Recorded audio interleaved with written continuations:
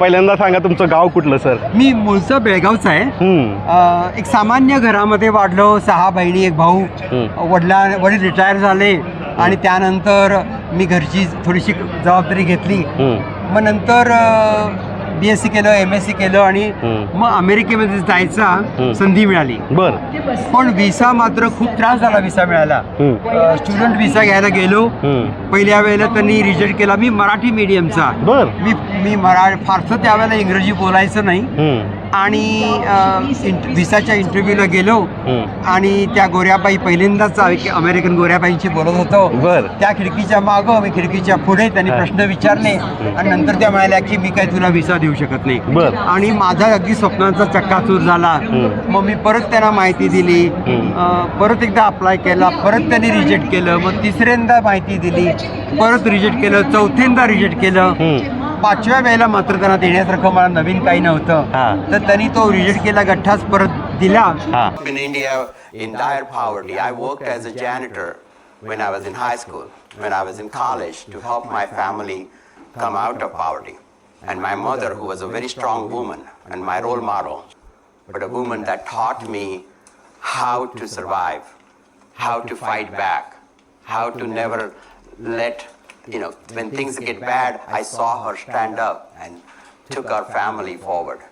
And that's where I learned frugality. That's where I learned pragmatism. तुम्ही सांगताय मी मराठी मीडियमचा विद्यार्थी होतो, पण आता इंग्लिश शिकणं हेच मोठा टास्क असतो. तर कसं हे सगळं इंग्लिश शिकणं, बोलणं? इंग्लिश शिकणं अवघड नाहीये, पण मराठी आपली भाषा, त्याच्यातून आपली संस्कृती येते. आपण आपल्या आईशी मराठीतून बोलतो, तेव्हा मराठीचं महत्त्व आहे. आणि मराठीतून आपण आपली परंपरा, संस्कृती, भाषा, साहित्य या सगळ्याचा आपल्याला आनंद मिळतो. तर तो सोडू नये कधी पण. आता बघा, मी अमेरिकेमध्ये 47 वर्ष आहे. अमेरिकेमध्ये आमदार झालो, खासदार झालो. आता खासदार आहे. 2 वेळेला मी खासदार म्हणून निवडून आलो. त्यापूर्वी मी मोठा अमेरिकेमध्ये बिझनेस केला. कशाचा बिझनेस होता माझा? हे बघा, मी केमिस्ट्रीमध्ये PhD केली अमेरिकेमध्ये. आणि त्यानंतर एक लहानसा बिझनेस सुरू केला, फार्मास्युटिकल प्रॉडक्ट डेव्हलपमेंटच्या सर्व्हिस असा बिझनेस होता माझा. आणि तो बिझनेस खूप वाढला. जवळ तसे 550 अमेरिकन कामगार माझ्याकडे, सायंटिस्ट होते. मात्र तो बिझनेस मंदीमध्ये 2010 साली तो पूर्णपणे पडला. पण निराश न होता मी तो बिझनेस परत सुरू केला आणि 6च वर्षामध्ये मी तो बिझनेस परत उभा केला. त्याची सगळी गोष्ट मी एका मराठी पुस्तकात लिहिली आहे. त्या माझ्या पुस्तकाचं नाव आहे पुन्हा श्री गणेशा. पुन्हा श्री गणेशा हे पुस्तक आहे. न्यू इरा जी पब्लिशिंग कंपनी आहे, त्यांनी माझी 3ही पुस्तकं प्रसिद्ध केली आहेत. प्रत्येक पुस्तकामध्ये शिकण्यासारखं असं खूप काही आहे. बरोबर. तुमचा प्रवासच शून्यापासून, जसं सांगितलं, लोकल टू ग्लोबल आहे. पण ज्यावेळेस तुम्ही अमेरिकेत गेला, एक बिझनेस करायला लागला चांगल्या पद्धतीनं, त्यावेळेस हे राजकारणात जावं हे का सुचलं तुम्हाला? हे बघा, मी अत्यंत सामान्य परिस्थितीमध्ये वाढलो. मग नंतर अमेरिकेत गेलो, शिक्षण घेतलं, मोठा बिझनेस केला. बिझनेस खूप वाढला, खूप पैसे मिळवले. पण जेव्हा मी अमेरिकेत बघितलं, तेव्हा 15% लोक दारिद्र्याच्या रेषेच्या खाली आहे. अमेरिकेत सुद्धा प्रचंड प्रमाणात श्रीमंत लोक आहेत, तसेच खूप असे गरीब लोक सुद्धा आहेत. आणि त्या गरीब लोकांना, त्याच्यामध्ये खूप काळे लोक आहेत, ज्यांच्यावरती शतकामध्ये पासून अन्याय इतका झाला आहे त्यांच्यावरती. त्या अन्यायामुळं त्यांना चांगलं शिक्षण नाही मिळालं. त्यांच्या पिढ्या अशा दारिद्र्यामध्ये आहेत. त्यांच्या एरियामध्ये, गरीब एरियामध्ये चांगल्या शाळा नाही आहेत. त्यांना पिण्याचं चांगलं पाणी मिळत नाही. तेव्हा मला असं वाटलं की आपण नुसतंच पैसा मिळवत राहायचं, संपत्ती साकार करायची, याला काही अर्थ नाही. आपण आपल्या जीवनामध्ये इतरांच्यासाठी काहीतरी करावं. म्हणून मग मी काय केलं, माझा बिझनेस विकला. त्यातनं आलेले पैसे मी माझ्या सगळ्या कामगारांना वाटले. त्यातलेही थोडे पैसे घेऊन मी तिथल्या मुख्यमंत्र्याच्या इलेक्शनला उभा राहिलो. त्याला आम्ही गव्हर्नर म्हणतो. ती राज्यव्यापी इलेक्शन असते. त्या इलेक्शनमध्ये नेहमी मुख्यमंत्री नेहमी आमचा गोरा पुरुष असतो, पहिल्यांदाच माझ्यासारखा वेगळा दिसणारा, वेगळा बोलणारा मुख्यमंत्र्याच्या इलेक्शनला उभा राहिला आहे. त्या इलेक्शनमध्ये मला 2 लाख अमेरिकन लोकांनी त्यांचा मुख्यमंत्री व्हावा म्हणून मत दिली, पण ती पुरेशी नव्हती आणि त्या इलेक्शनमध्ये मी जिंकलो नाही. पण मी जिद्द सोडली नाही. लोकांची सेवा करायची, सरकारी यंत्रणाचा वापर करून लोकांची सेवा करायची. तर त्यासाठी मग मी आमदार झालो आमच्या मिशिगन राज्यामध्ये, मिशिगनमध्ये. आणि त्यानंतर आता 2दा मी खासदार म्हणून निवडून आलो. कुठल्या प्रांतात आहात तुम्ही? मिशिगनमध्ये जी डिट्रॉईट नावाचं राज्य आहे, शहर आहे, तिथून मी 7.5 लाख अमेरिकन लोकांनी मला त्यांचा प्रतिनिधी म्हणून वॉशिंग्टन DC ला पाठवले. आणि आता इथं खासदार म्हणून मी खूप कामं करतोय. शाळा चांगल्या केल्या, हॉस्पिटल बांधली, रस्ते चांगले केले, पाण्याची व्यवस्था केली. अशा बऱ्याचशा गोष्टी मी माझ्या मतदारसंघामध्ये माझ्या मतदारांसाठी करतोय. मित्रांनो, मातीशी नाळ जोडणं काय म्हणतात सरांकडे बघा. कोण म्हणू शकत नाही की हे व्यक्तिमत्व अमेरिकेत एका मोठ्या प्रांतात खासदार आहेत, त्यांचं मराठी इथल्या मराठी लोकांना लाजवेल एवढं चांगलं आहे. तर हे कसं अबाधित ठेवलं? मला आपल्या भाषेची आवड आहे. माझी आई फक्त मराठी बोलायची, त्यामुळे आईची जी भाषा आहे, आईशी मी जो बोलत होतो. आणि अमेरिकेत गेल्यानंतर मी तिथल्या बृहन महाराष्ट्र मंडळ जे आहे राष्ट्रीय पातळीवरचं, त्याचा अध्यक्ष बरीच वर्ष होतो. भारतातून मराठी कलाकार तिथे आणणे, साहित्यिकांना आणणं, विश्व साहित्य संमेलनं भरवणं, असं सगळं कामं मी केली. अमेरिकेचा मध्ये मराठी भाषेचा, मराठी संस्कृतीचा, मराठी साहित्याचा, मराठी कलेचा कसा विकास व्हावा यासाठी मी प्रयत्न करत आहे. बरीच वर्ष गेली. आणि आता मी अमेरिकेचा खासदार म्हणून अमेरिकेतल्या लोकांसाठी बऱ्याचशा काही गोष्टी करतोय, कारण त्यांनी त्यांच्या कृपेनं निवडून खासदार आहे.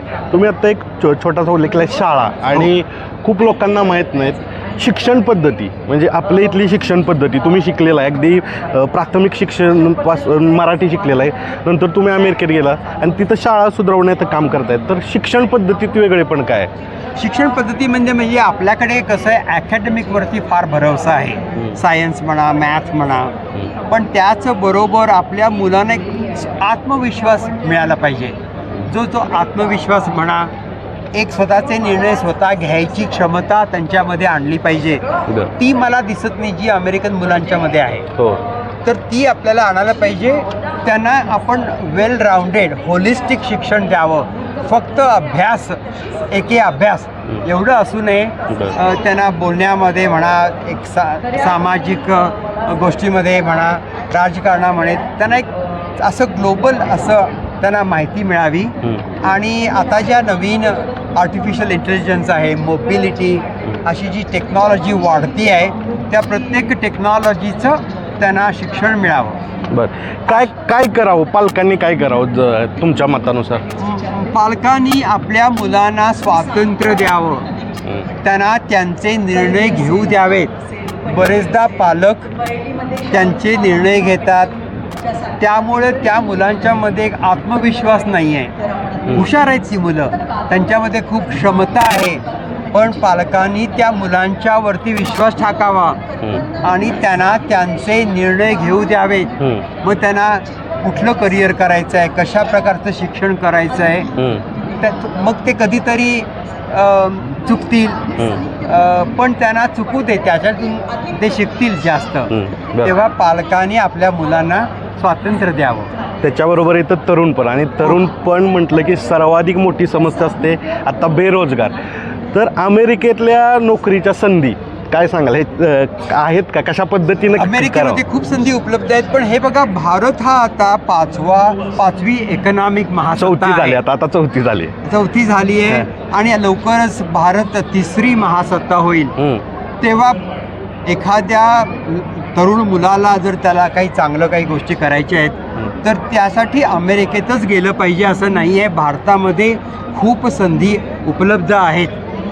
पण मराठी तरुणांनी उद्योगधंद्यामध्ये जाण्यासाठी प्रयत्न करावे. उद्योगधंद्यामधून खूप मोठी ड्रीम्स करावी, स्वप्न मोठी बाळगायला पाहिजे आणि इतरांचे उपदेश घेऊ नका. तुम्ही स्वतःचे निर्णय स्वतःच घ्या आणि आत्मविश्वासानं घ्या. स्वतःचा आत्मविश्वास वाढवा, स्वतःवर विश्वास ठेवा. बरं. जोपर्यंत तुमचा स्वतःवर विश्वास आहे तेव्हा तुम्ही काहीही करू शकता. सेकंड लास्ट प्रश्न, कारण सरांना परत अमेरिकेत जायचे. हो, आजच रात्री चाललंय. आजच रात्री. महत्त्वाचा फरक काय दिसतो? तुम्ही पूर्ण देश फिरलेला आहात, त्याच्यानंतर अमेरिकेत तर एका मोठ्या प्रांतात तुम्ही आता खासदार आहात. महत्त्वाचा फरक काय आहे? सामाजिक स्थिती असेल, इथली असेल, तिथली असेल, आर्थिक स्थिती असेल, महत्त्वाचा फरक तुमच्या नजरेतून भारत देश कसा आहे? भारत देश चांगला आहे. आपल्याकडे तरुणांची खूप मोठी संख्या आहे. तरुण लोक जे आहेत भारतामध्ये, एवढे तरुणांची संख्या देशामध्ये जगामध्ये कुठं नाही आहे. तर ही तरुणांची जी काही एक ऊर्जा आहे त्याला आपण पुढं नेलं पाहिजे आणि तरुणांना खूप संधी उपलब्ध करून दिल्या पाहिजेत. फरक काय दिसतो तुम्हाला महत्त्वाचा इकडचा? महत्त्वाचा फरक आत्मविश्वास. मी परत एकदा म्हणेन, त्यांच्यामध्ये आत्मविश्वास आला पाहिजे. नुसतं पुस्तकी ज्ञान नको, आत्मविश्वासानं स्वतःवरती, स्वतःच्या हिमतीवरती त्यांनी पुढं झालं गेलं पाहिजे. त्यांची स्वप्न लहान नको, स्वप्न मोठी पाहिजेत. अशी अशक्य दिसणारी अशी स्वप्न असावीत, पण त्यावर खूप काही धडपडून ती स्वप्न साध्य करावी, साकार करावीत. ही स्वप्न अशी एक महत्त्वाकांक्षा असावी. स्वप्न कमी करू नका, मोठी स्वप्न बाळगा. आता तुम्ही साहित्य संमेलनात आलाय. हो. कुठल्या पुस्तकांचा प्रभाव तुमच्यावर आहे? म्हणजे तरुणपणात आपण वाचतो की ह्या पुस्तकांचा माझ्यावर प्रभाव आहे. बघा, मी मराठी मीडियममधला त्यावेळेला जयवंत दळवींची पुस्तकं वाचलेत, नासी फडके, वि स खांडेकर, अशी बरीचशी पुस्तकं वाचलेत. आणि पण आता मी इंग्रजी खूप वाचतो. जॉपाल सार्त्रची पुस्तकं, नित्शेची पुस्तकं वाचतोय. तर एकंदरीत वाचन असणं जरुरीचं आहे. वाचनातून आपण खूप काही शिकू शकतो. मराठी वाचन करा, त्याचबरोबर इंग्रजी वाचनसुद्धा करा. रिकमेंड करा आमच्या तरुण मित्रांना की ही पुस्तकं वाचलं म्हणजे तुम्हाला एक वेगळी ऊर्जा निर्माण होईल. अशी कुठली रिकमेंड? अशी काही नाही आहे. प्रत्येकाला त्याच्या आवडीप्रमाणे तशी पुस्तकं आता या ग्रंथ नगरीमध्ये इतकी सुंदर सुंदर छान छान पुस्तकं अवेलेबल आहेत, ज्याच्यामधून मनाचा विकास होईल अशी पुस्तकं तुम्ही निवडा आणि त्याच्यातून मनाला ऊर्जा द्या आणि मोठी मोठी स्वप्न बाळगा आणि वेगवेगळ्या प्रकारचं साहित्य वाचत राहावा. एखादंच मोजकं साहित्य नको, वेगवेगळ्या प्रकारचे साहित्य वाचा. मुख्य म्हणजे आत्मचरित्र वाचा. ज्यांची माझं पुस्तक आहे ही श्रीची इच्छा, ते अवश्य वाचाच. पण एखाद वेळा तुम्ही जर आत्मचरित्र वाचली काही महत्त्वाच्या मोठ्या लोकांची, तर त्यांच्या आयुष्यामधून आपल्याला खूप काही घेण्यासारखं असतं. बऱ्याच वेळेला नुसतं यश मिळालं ना तर यशातून एवढं शिकणं होत नाही जेवढं अपयशातून शिकणं होतं. त्या माझ्या पुस्तकामध्ये मला आलेले सगळे काही अपयश जी आहेत ती विस्तारानं मांडली आहेत आणि त्याच्यातून मी कशा वरती आलो, त्याला कशी झुंज दिली आणि कशी हार पत्करली नाही हे मी माझ्या पुस्तकात सांगितलंय. ही श्रीची इच्छा, पुन्हा श्री गणेशा आणि वॉशिंग्टन डायरी ही 3 मराठी पुस्तकं न्यू विरा हा स्टॉल 22 मध्ये उपलब्ध आहे. ती वाचा आणि मला तुमचा अभिप्राय कळवा.